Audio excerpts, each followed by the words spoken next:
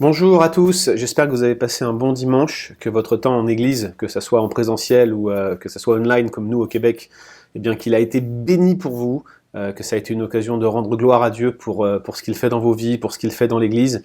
J'espère que ce cours aura servi à vous faire apprécier davantage votre vie d'église, en voyant comment Dieu intervient dans l'histoire, à la fois pour affiner la théologie, à la fois pour rendre gloire à son nom au travers de la manifestation de sa présence dans l'Église, dans la protection de l'Église, et puis en même temps dans sa manière d'interagir avec des êtres qui sont souvent enclins au péché, prompts à se détourner de lui, et comment Dieu a béni malgré tout, et nous a amenés jusqu'ici. Je vous avais promis cette deuxième séance de questions-réponses. On n'a encore pas reçu beaucoup de questions, c'est surprenant par rapport à nos formations habituelles, mais encore une fois, je pense que ça se prête en fait au cours qui est davantage une sorte d'information historique et de quelques indications pour vous amener à aller plus loin, à creuser davantage. Probablement vous en aurez d'autres, et si vous le souhaitez avoir des ressources ou des références, vous pouvez encore nous écrire sur communication@leboncombat.fr. Je vous rappelle que si vous voulez poser des questions pour nos podcasts Que dit la Bible, vous pouvez directement nous contacter via ce formulaire de contact sur le blog ou sur qdlb@leboncombat.fr. Et enfin, pour les formations transmettre, l'adresse c'est transmettre@leboncombat.fr. Alors, je vais répondre à quelques-unes des questions. On a notamment un frère qui s'appelle Stéphane, qui nous en a posé plusieurs qui sont très intéressantes. On a aussi fait le tri dans certaines autres questions qui étaient plus contextuelles, peut-être moins pertinentes pour être traitées en public et auxquelles on a répondu par courriel. J'en profite aussi pour vous dire que d'habitude c'est moi qui anime le temps de questions-réponses lorsque le professeur n'est pas moi-même, et j'avais prévu de faire animer ce cours par mon cher ami Alex Lopez, qui est l'éditeur du podcast Que dit la Bible, et qui est d'ailleurs dépositaire d'une bourse du Bon Combat, et de transmettre pour pouvoir étudier dans sa licence de counseling biblique, qui est actuellement en cours. Mais Alex a dû malheureusement subir une petite intervention chirurgicale. On pense à lui, je vous encourage à prier pour lui, tout va bien, hein. Ses jours ne sont pas en danger, loin de là, mais vos prières seront appréciées pour sa convalescence. Et du coup, je me retrouve seul, mais je suis sûr que je vous satisfais pleinement, n'est-ce pas ? Alors, nous allons prendre la toute première question de Stéphane, qui demande, dans ce parcours de l'Église, est-ce qu'on peut y voir un affinement de l'épouse en vue du banquet final? Et du coup, notre pratique de la vie d'Église actuelle se rapprocherait-elle de la pensée de Dieu? Alors, je vois un affinement dans la vie de l'Église. Je vois par exemple comment Dieu a conduit à affiner la théologie, à préciser par exemple la théologie trinitaire ou celle des deux natures de Christ. On ne l'a pas vu dans ce cours parce que, je vous le rappelle, je le garde pour le cours de Christologie. Mais moi je vois ça, clairement, c'est quelque chose qui dans les Écritures fait du sens et qui aussi montre que les hérésies, comme je l'avais souligné par exemple avec 1 Jean, vont contribuer à clarifier la doctrine. Donc c'est pas tant la doctrine qui s'affine ou qui évolue, mais dans nos formulations, nous avons un devoir de clarté et nous parvenons à formuler des concepts de plus en plus précisément, justement parce que ce sont des concepts qui vont avoir un besoin de clarification par rapport à des hérétiques ou par rapport à des personnes qui vont contester, ou simplement des incompréhensions. Donc l'enseignement de l'Église progresse. Je fais aussi partie de ceux qui pensent que l'herméneutique progresse. Alors tout le monde ne sera pas d'accord avec moi là-dessus, mais je reste fermement ancré dans mes positions à ce sujet-là. Je crois que nous avons plus d'outils et plus de données pour interpréter la Bible que ne l'avaient par exemple les pères de l'Église, encore moins les personnes au Moyen-Âge. Les pères de l'Église avaient des manuscrits, nous en disposons apparemment d'autres, puisque la plupart des pères ne disposaient pas par exemple des manuscrits qui ont été retrouvés dans les années 40 à Nag Hammadi. Alors on peut contester ces manuscrits, mais toujours est-il que c'est toujours intéressant de les avoir pour une analyse particulière. On a aussi des sources comparatives aujourd'hui, des documents anciens. Pour interpréter l'Ancien Testament, par exemple, on a retrouvé à Ras Shamra des documents ougaritiques, le cycle de Baal, des récits sur le dieu babylonien Marduk, et on voit comment, par exemple, la Bible répond aux arguments de ces peuples. Encore fallait-il qu'on ait réellement ces sources à notre disposition. On les a aujourd'hui à notre disposition, donc on a des outils supplémentaires, et puis on a des éléments contextuels que manifestement les pères n'avaient pas. Peut-être je vais vous citer un exemple pour que ça soit plus concret pour vous. Vous connaissez certainement ce passage extrêmement débattu du divorce et du remariage dans Matthieu 19. Un petit secret sur moi, c'est que je me suis, pour des raisons personnelles, pas mal focalisé sur la théologie du mariage dans mes études, et j'ai lu beaucoup dessus. Je me suis rendu compte que déjà, les pères de l'Église étaient en profond désaccord sur ce sujet, que les évangéliques souvent ne connaissent pas grand-chose à la théologie du mariage, y compris en théologie protestante du mariage. Et puis je me suis rendu compte aussi que finalement les pères de l'Église manifestement ne disposaient pas de certaines sources ou données que nous avons aujourd'hui. Par exemple, je ne vois aucun père de l'Église qui semble faire écho à la controverse qui existait entre deux groupes de juifs pharisiens, certains suivant un rabbin qui s'appelait Hillel, un autre qui s'appelait Shammai. C'était avant Jésus-Christ, cette période, un tout petit peu avant, quelques décennies avant, et ils avaient une controverse sur le divorce qui a probablement été à l'origine, cette controverse, de la question qui est posée à Jésus en Matthieu 19 à propos de la lettre de divorce. Il y avait un désaccord sur le motif qui permettait de donner cette lettre au sein des pharisiens. Or, les pères de l'Église qui commentent sur ce passage de Matthieu 19 proposent une exégèse souvent contextuelle, car ils avaient des gros soucis pour défendre la vision du mariage chrétien dans l'Empire romain qui en avait une vision complètement différente. Ils étaient à la fois influencés par le système légal romain, mais à aucun moment ils ne prennent en considération cet arrière-plan juif de la dispute sur le mariage qui, à mon avis, conditionne grandement la clause controversée de Matthieu 19, le fameux « sauf pour cause d'infidélité ». Donc vous voyez, je pense que d'avoir ces données-là à disposition nous rend capable d'être plus fins au niveau de notre exégèse, notre théologie, notre herméneutique. Ça n'évite pas les erreurs, on continue à en avoir toujours autant, et ce qui est assez drôle, c'est que en matière d'erreur, il n'y a rien de nouveau sous le soleil, on ne fait que répéter les anciennes choses. Les pères sont très utiles pour réfuter les anciennes erreurs, les pères sont très utiles pour voir ce qui a été fait en termes de théologie et de doctrine, mais ça ne veut pas dire qu'ils avaient tous les éléments à leur disposition. Et donc du coup, je fais partie de ceux qui pensent que la théologie patristique et la doctrine patristique n'est pas forcément un étalon pour diriger nos propres pratiques en matière d'exégèse et d'herméneutique. C'est important de le connaître, c'est important de l'intégrer, mais ça ne veut pas dire, par exemple, qu'on n'a pas plus de capacité à faire de l'herméneutique qu'ils n'en avaient, ou que eux étaient exempts d'erreur, ou qu'il n'y avait pas de consensus parmi eux. Il y a des sujets sur lesquels il n'y a pas de consensus. Vous avez certains collègues qui souvent sont dans les cercles réformés, souvent des pasteurs plutôt que des théologiens, qui vont défendre la thèse que tout doit se mesurer à l'aune de la théologie patristique. C'est une erreur tout simplement parce qu'il n'y a pas une seule théologie patristique.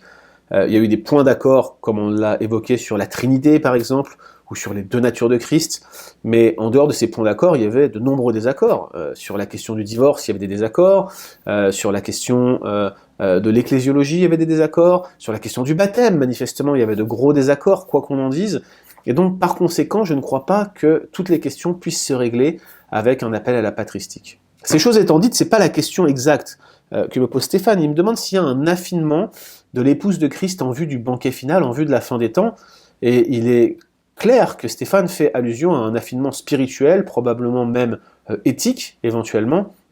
Malheureusement, je ne le pense pas. Christ purifie son Église génération après génération, mais les mêmes problèmes reviennent invariablement, les mêmes cycles de crise et de repentance et d'écart par rapport à la vérité se produisent à chaque génération, puis créent une nouvelle génération de gens qui veulent revenir à la vérité. Et pour autant, je pense que Christ purifie son Église et la purifiera une fois pour toutes au dernier jour, même si les progrès ne sont pas forcément visibles et apparents. Si derrière ta question, Stéphane, il y avait l'idée de se dire que peut-être le milieu évangélique va avoir une pratique un peu plus conforme au désir de Dieu que ne l'avait par exemple le catholicisme du Moyen-Âge, il y a peut-être un sens de cela si l'on recherche la face de Dieu, mais en absolu ce n'est pas le cas.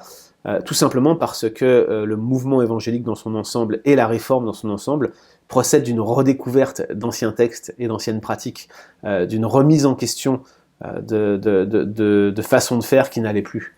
Donc oui, il y a un affinement, mais pas forcément progressif et linéaire. Disons plutôt qu'il y a des cycles successifs de chute et de repentance, comme dans la vie d'un homme ou d'une femme, qui nous amènent à constamment être dépouillés de nos scories. Une autre question porte sur l'œcuménisme. L'œcuménisme a fait ses débuts dans l'Église. Comment considérer l'œcuménisme aujourd'hui dans nos relations avec les protestants, les catholiques, de la ville dans laquelle je suis par exemple? Est-ce qu'on peut faire un culte en commun? Alors la question du culte en commun va pas forcément se poser dans le cadre de ce cours, même si j'ai un avis sur la question. J'ai des ressources sur le blog, tapez œcuménisme sur la barre de recherche du Bon Combat, vous trouverez pas mal de choses intéressantes. En ce qui concerne la volonté de se rassembler, il y a quelque chose de louable en cela. Les premiers conciles œcuméniques ont considérablement aidé l'Église à progresser. Que ce soit celui que j'estime être le premier, hein, le concile de Jérusalem, en 50 après Jésus-Christ, ou Nicée en 325, ou Constantinople en 381, Chalcédoine en 450. Ce sont des conciles qui voyaient toute l'Église se rassembler, des représentants de toutes les parties de l'Église, et c'était utile pour les progrès de l'Évangile, pour cette croissance dont on parlait à la question précédente. Donc il y a une vertu à cela, mais si par œcuménisme on entend par là une forme de compromission qui va nous amener à taire certaines divergences dans le but de garder une unité de façade, je penserai toujours que ça sera une erreur. Déjà, c'est pas parce qu'on est en désaccord qu'on est forcément dans une fracture de type schismatique. On peut dialoguer avec les gens en étant en désaccord et peut-être même en ne faisant pas d'église ensemble, mais avoir un dialogue sincère et un dialogue constructif et avoir même une forme d'amour les uns pour les autres. Ça me paraît même tout à fait souhaitable et ce qu'il faut viser à vivre. De l'autre, je suis pas sûr que taire les divergences et mettre un voile dessus va forcément régler les questions de fond ou va procéder d'un amour sincère et profond. Alors je pense que là, une hiérarchie des doctrines est importante. C'est souhaitable de considérer certaines doctrines comme plus centrales, plus importantes que d'autres. À mon sens, les doctrines liées à la sotériologie et à la christologie, et même à la doctrine de Dieu, ont plutôt tendance à se retrouver dans les doctrines les plus importantes sur lesquelles on ne peut pas transiger. Nier la Trinité est une composante essentielle du christianisme, par exemple. Puis vous en avez d'autres, comme la substitution pénale, comme certaines questions d'ecclésiologie, qui vont être tout aussi importantes pour une collaboration, mais qui seraient moins importantes pour un événement ponctuel, comme une action commune sur une base éthique, ou voire un culte en commun, tout dépend des questions, en fait. Alors, voilà ce que je peux dire comme élément de réponse. Maintenant, il faut garder en tête que la volonté de se rassembler et d'être un seul peuple est louable, mais pas à n'importe quel prix. J'ai personnellement eu, à un moment donné de ma carrière, une relation assez étroite avec une église ethnique qui rassemblait différentes dénominations, qui étaient pour certaines historiques, sacramentelles, et des évangéliques, des pentecôtistes, des baptistes. Ça se passait relativement bien, c'était un groupe qui était uni sur une base ethnique, mais tout était mélangé en termes de théologie, et il y avait des questions, le baptême et la scène, par exemple, qu'ils refusaient d'aborder, y compris dans les cultes, tout simplement parce qu'ils avaient une divergence dessus. Résultat, ils ne prenaient jamais la scène, ils ne baptisaient pas, c'était pas vraiment une église, à mon sens ça ne l'est toujours pas malheureusement d'ailleurs, mais vous comprenez que c'est un sujet central d'ecclésiologie, et une divergence profonde avec les catholiques par exemple, qui fait qu'il y a des choses qu'on ne peut pas faire ensemble, malgré toute l'amitié qu'on pourrait avoir.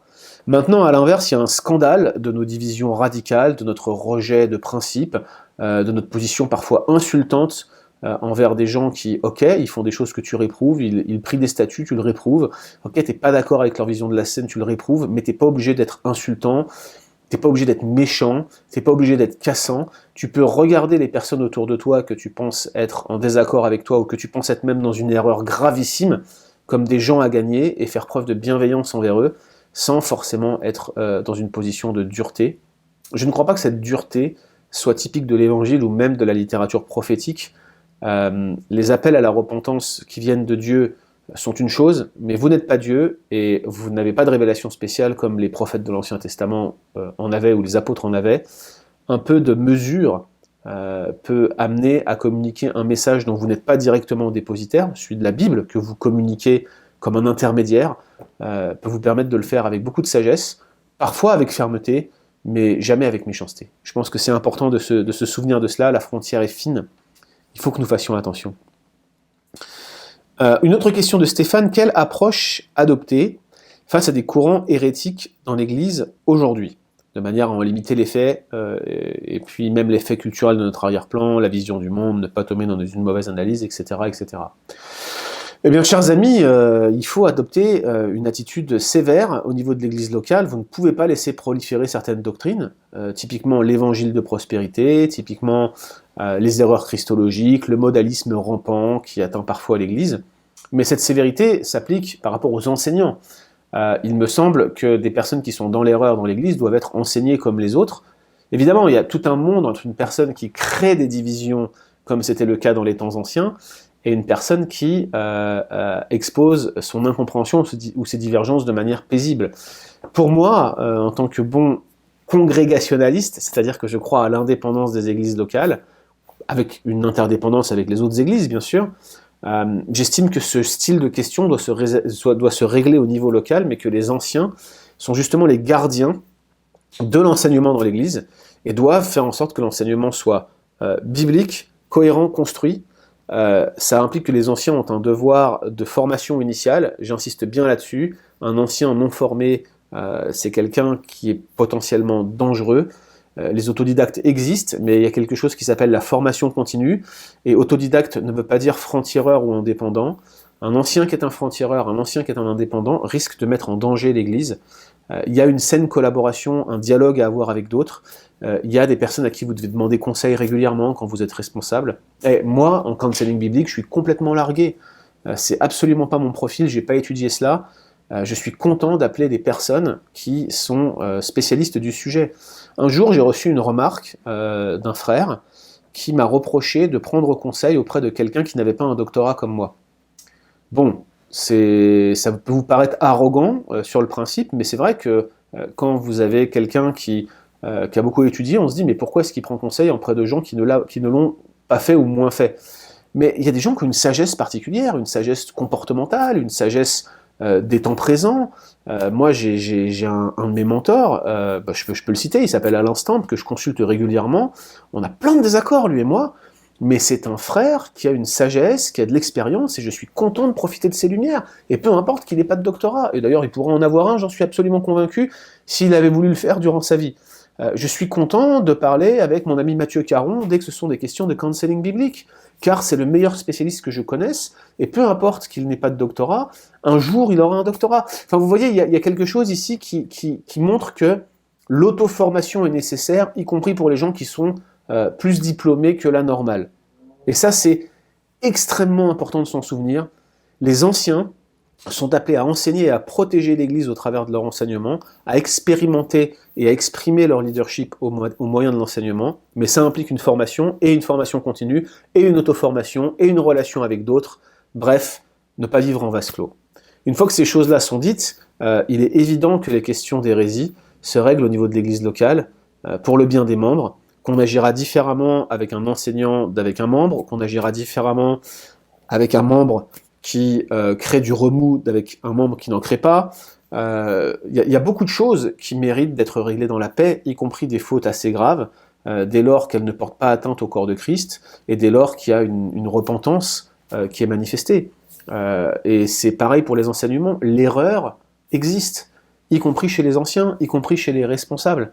Donc si on a un frère qui a fait une erreur d'enseignement, ou même une erreur assez soutenue pendant son ministère sur tel ou tel point, il est bon qu'il soit redirigé, enseigné, qu'on lui exprime la doctrine un peu plus facilement, et puis que lui-même, éventuellement, il puisse corriger ce qu'il a dit, mais ça n'implique pas forcément un scandale public. J'ai connu une situation où un frère, qui était ancien dans son église, niait la nécessité de la résurrection pour le pardon des péchés. Or, Paul conditionne expressément la résurrection de Jésus-Christ comme existante et notre résurrection au pardon des péchés, Corinthiens 15, 17. Pourquoi? Parce qu'un Christ qui ne ressuscite pas, ça serait un Christ qui serait mort pour ses péchés, et donc un Christ qui ne pourrait pas sauver, et donc nous serions encore dans nos péchés. C'est ça l'argument de Paul. Si Christ n'est pas ressuscité, vous êtes encore dans vos péchés, votre foi est vaine, dit-il. Ok, il l'a fait devant moi, j'avoue, j'ai été choqué. Ça a conduit à un conflit dans cette église, mais énorme.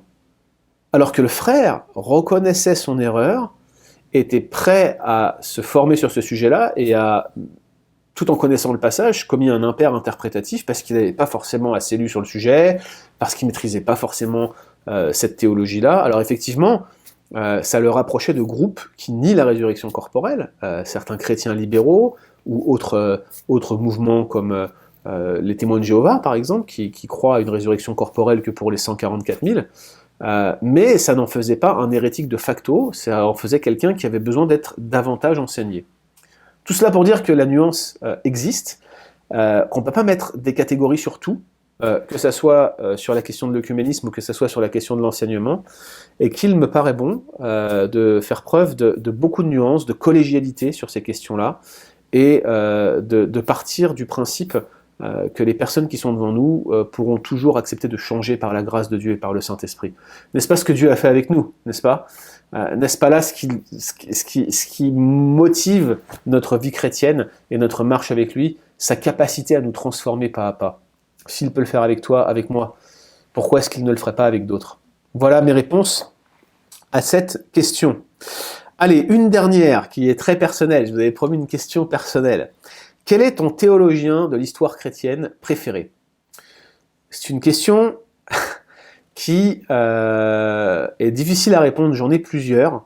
Si je ne devais en citer qu'un, ça serait probablement Augustin, qui est pour moi l'un des plus grands génies que l'histoire chrétienne n'ait jamais porté, à cause de sa vision sur la souveraineté de Dieu, à cause de sa compréhension du péché originel, à cause de son ecclésiologie bienveillante contre les donatistes, même si certains modernes auraient du mal à voir de la bienveillance là-dedans, moi je la vois dans son contexte. Il voulait réintégrer les gens qui avaient abjuré, il croyait au pardon des péchés, il croyait à la restauration des pécheurs. Je trouve ça exceptionnel. Donc Augustin serait certainement mon numéro 1. Mon numéro 2 serait sans doute Jean Chrysostome, pour sa prédication, l'un des premiers prédicateurs textuels. Je crois que Chrysostome était l'une des rares figures avec l'école d'Antioche qui avait une interprétation littérale de la Bible.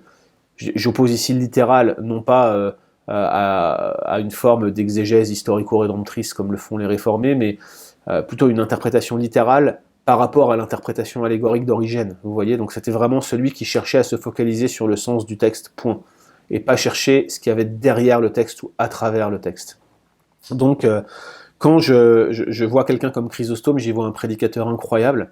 J'ai fait une retraite dans un monastère catholique il y a quelques années, non pas pour aller à la messe ou pour prier Marie, mais pour m'isoler dans un lieu de silence et pour chercher la face de Dieu. Et il y avait une bibliothèque incroyable dans ce monastère, dans le 77, vers la Ferté-sous-Jouarre. Et j'ai dévoré certains livres. Il y avait un volume de Chrysostome dont j'ignorais l'existence, que j'ai lu, et ses prédications étaient tellement extraordinaires. Je vous encourage à le lire autant que vous le pouvez. Publication chrétienne a réédité les œuvres complètes de Chrysostome, et c'est parti comme des petits pains, il n'y en a déjà plus, c'est épuisé, j'ai même pas eu ma copie. Vous vous rendez-vous compte? Ils vont, à mon avis, rééditer cette série, je crois que c'est quelque chose comme 16 ou 17 volumes, hein. Ça va être on demand, ça veut dire que ça va être, tu payes pour l'impression en quelque sorte. On est en train de voir ça, j'ai eu quelques contacts avec l'éditeur, avec Daniel Anderson notamment, qui devrait remettre cette édition au goût du jour. J'espère que ça va venir très vite parce que je veux me procurer mes volumes. Et en plus, ils vendaient ça une bouchée de pain, je crois, j'ai pas les chiffres en tête, mais si ça sort, procurez-vous de toute urgence ces 16 volumes des œuvres complètes de Chrysostome. C'est exceptionnel, sérieusement. Donc voilà pour mes pères préférés. En ce qui concerne le Moyen-Âge, j'aurais une grande fascination pour Anselme de Cantorbéry, pour sa systématique, pour sa capacité à synthétiser la doctrine, pour sa théorie de la satisfaction. C'était un homme vraiment brillant. Je pense aussi que dans les controverses carolingiennes du IXe siècle, il y a cet homme très peu connu, sur lequel on commence à écrire des thèses de doctorat, à rééditer ses œuvres en langage moderne. Cet homme qui est Gottschalk d'Orbay. Je suis un peu fasciné par son parcours, par son souci de la vérité, par le fait qu'il soit mort en captivité à cause de sa position sur la souveraineté de Dieu, justement, mort à l'abbaye de Auvilliers. Il y a des choses ici qui m'impressionnent chez cet homme-là. Et puis, si vous me demandiez quel est le pré-réformateur que je préfère, il y a un petit côté où Jan Hus me plaît beaucoup. Il y a quelque chose en lui qui est je pense, particulièrement attachant dans son souci d'apporter l'évangile à son peuple et dans sa volonté de le rendre responsable de son propre futur dans sa relation avec Dieu. Wycliffe était extraordinaire sur bien des points, mais je le trouve très radical, très donatiste, très factieux dans son approche. Néanmoins, il fallait un homme comme ça, et vous voyez, les temps sont ainsi faits que certains profils qui répondent pas à nos attentes vont parfois être décisifs dans l'histoire de l'Église. Alors voilà pour ma réponse à vos questions sur cette deuxième série de questions. Je voudrais vraiment vous remercier d'avoir suivi ce cours, et puis je vous encourage encore à profiter de la réduction tant qu'elle est encore là pour le cours d'histoire de la Réforme et d'histoire de l'Église dans les temps modernes, qui sera donné par notre cher Pascal Denot le 27 février prochain. Tous les liens sont sur cette page d'inscription. D'ici là, que le Seigneur vous bénisse, et à très bientôt.